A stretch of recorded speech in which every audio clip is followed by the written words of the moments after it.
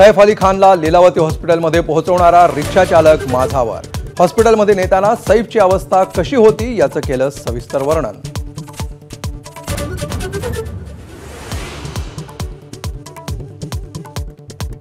सैफ अली खानवरच्या हल्ल्याचा तपास करण्यासाठी तब्बल 35 टीम तयार। मुंबई पोलिसांच्या 20 तर क्राईम ब्रांचच्या 15 टीम करणार तपास। हल्लेखोराचं आणखी एक सीसीटीव्ही फुटेज समोर, पण हल्लेखोर मोकाटच।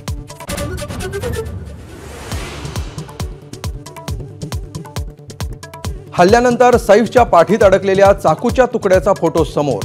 सैफच्या पाठीचं ऑपरेशन करून काढला चाकूचा अंदाजे 2.5 इंचाचा तुकडा।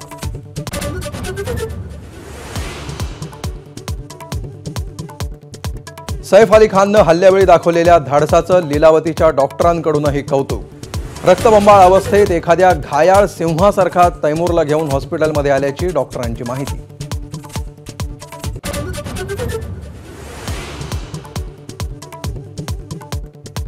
अभिनेता शाहरुख खानच्या मन्नत बंगल्यातही झाला होता घुसखोरीचा प्रयत्न। सैफ आणि शाहरुखच्या घरात घुसणारा एकच असल्याचा पोलिसांना संशय।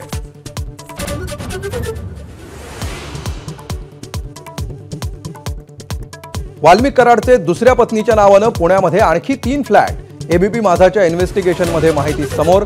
हडपसरच्या अमेनोरामध्ये 2 तर खडकीला 1 फ्लॅट।